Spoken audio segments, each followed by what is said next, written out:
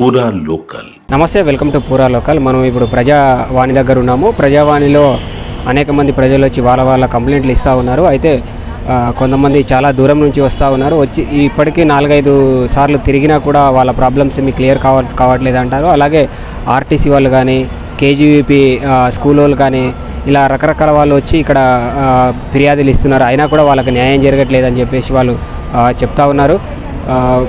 అయితే ఈ కాంగ్రెస్ ప్రభుత్వం వచ్చిన తర్వాత ప్రజావాణి ఏదైతే పెట్టిందో అప్పటి నుంచి చాలా ఫిర్యాదులు వచ్చినాయి. ఆ చాలా ఫిర్యాదులలో కూడా ఒక్కటి కూడా ఇప్పటివరకు వాళ్ళు నెరవేర్చలేదని అయితే వాళ్ళు చెప్తా ఉన్నారు. చూద్దాం ముందు ఏమైనా నెరవేరుస్తారా లేదా అనేది చూద్దాం. దేని మీద వచ్చారు? మన రెవెన్యూ ల్యాండ్ భూ విషయం మీద వచ్చామండి. మాది నా పేరు ఇటికాల శ్రీనివాస్, తండ్రి పేరు నర్సయ్య, మా గ్రామం మిట్టపల్లి, మండలం సిద్దిపేట అర్బన్, జిల్లా సిద్దిపేట. 2020 సంవత్సరంలో ధరణి ద్వారా నా పేరు ఇటికాల శ్రీనివాస్, తండ్రి నర్సయ్య, ఇదే పేరు గల వ్యక్తి ఇటికాల శ్రీనివాస్, తండ్రి పేరు వేరు, తండ్రి పేరు లక్ష్మీ నర్సయ్య, చనిపోయి 14 సంవత్సరాల క్రితం చనిపోయిన వ్యక్తి పేరు మీద నా ఖాతా నంబర్ 12-16 మీద అతని Aadhaar photo, Aadhaar number insert జరగడం జరిగింది.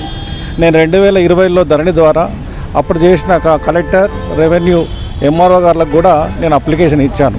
కానీ 2021 జూన్ 28వ తేదీన అతని భార్య కీర్తిశేషులు శ్రీనివాస్, ఇటికాల శ్రీనివాస్, తండ్రి లక్ష్మీనరసయ్య గారు ఎవరైతే ఉన్నారో నా ఖాతా నంబర్ను ద్వారా వాళ్ళ భార్య సక్సెషన్ చేసుకుంది.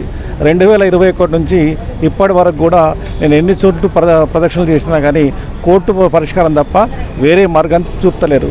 కావున ఈ భూభారతి చట్టం ద్వారా గౌరవ మాన్యశ్రీ రేవంత్ రెడ్డి గారు కూడా ఈ పరిష్కారాన్ని సాల్వ్ చేస్తారని ఆశిస్తూ ఈ ప్రజావాణి కార్యక్రమం లోపల నేను శ్రీ గౌరవ మాన్యశ్రీ చెన్నారెడ్డి గారులకు మరియు ఆన్లైన్లో కూడా నేను అప్లికేషన్ ఇవ్వడం జరిగింది.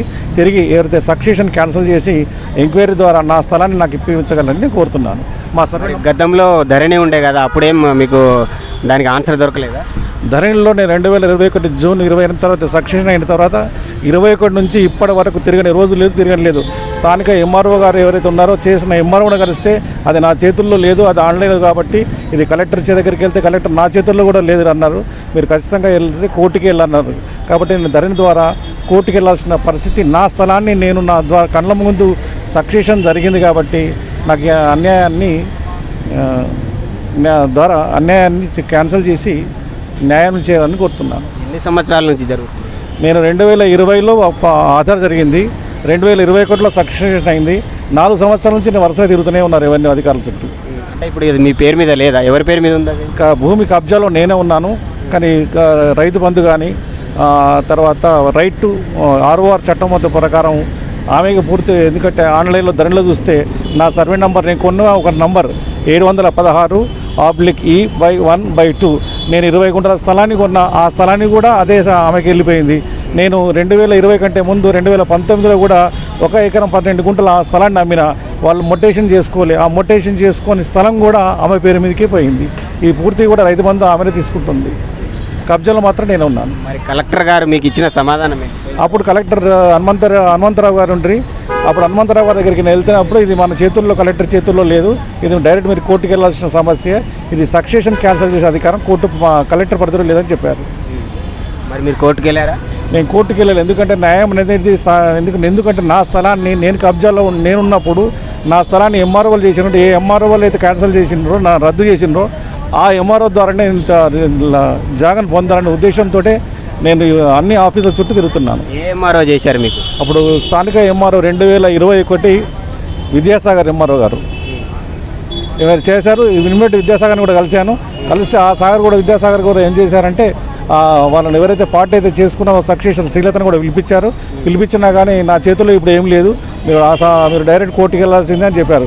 నేను అడిగాను, మీరు ఎంఆర్ఓ స్థాయిలో కానీ మీరే సక్సెషన్ చేశారు కదా, ఏ ఆధారంతో సక్సెషన్ చేశారంటే ఇది ఆన్లైన్లో ధరణి ద్వారా చేయాల్సిందే ఉంటుంది, మా చేతుల్లో ఏముండదని చెప్పారు. మంత్రులధికారి పెడితే మన ప్రజాపాలన ఎప్పుడైతే జరిగిందో రేవంత్ రెడ్డి గారు 28 నవంబర్ సార్ 28 మొత్తానికైతే మన రేవంత్ రెడ్డి గారి పరిపాలన రాగానే ప్రజాపాలన కూడా 23లో వచ్చింది. నేను ఆ టైంలో కూడా ఒక అప్లికేషన్ ఇచ్చాను. ప్రజావాణిలో కూడా మిట్టపల్లి గ్రామం ఇచ్చాను. అది ఇంతవరకు కూడా స్పందన లేదు. ఈ ప్రజావాణి ద్వారా నేను సక్సెస్ఫుల్గా న్యాయం జరుగుతుంది. భూభారతి చట్టం ద్వారా నా స్థలాన్ని నాకు సక్సెషన్ క్యాన్సిల్ చేసి వస్తుందని ఆశిస్తున్నాను సార్. మీ పరిధి ఎమ్మెల్యేకి ఇవ్వలేదా ఎలాంటి? నేను ప్రతి ఎమ్మెల్యేకి స్థానిక ఎమ్మెల్యే హరీష్ రావు గారు ఉన్నారు. నేను హరీష్ రావు దగ్గరికి వెళ్ళలేదు. ఎందుకు వెళ్ళలేదంటే నా స్థలాన్ని చేసిన అధికారులే కాబట్టి అధికారులే న్యాయం చేయాలి. దీనికి ప్రజాప్రతినిధులతో అవసరం లేదనుకుంటున్నాను. ఎందుకంటే సక్సెషన్ చేసింది అధికారులే. ఏ అధికారులు సక్సెస్ చేసినో ఆ అధికారాన్ని ఎంక్వైరీ చేసి సర్వే ద్వారా నా స్థలాన్ని నాకు ఇప్పుడు, ఎందుకంటే కొన్న జాగానే వెళ్ళిపోయింది. నాకున్న సొంత జాగాను నా ఒరిజినల్ డాక్యుమెంట్స్ నా దగ్గర ఉన్నాయి. ఆ సొంత జాగాను వెళ్ళిపోయినా కూడా నేను నా డాక్యుమెంట్స్ సేల్డ్ నా దగ్గర ఉంది ఒరిజినల్.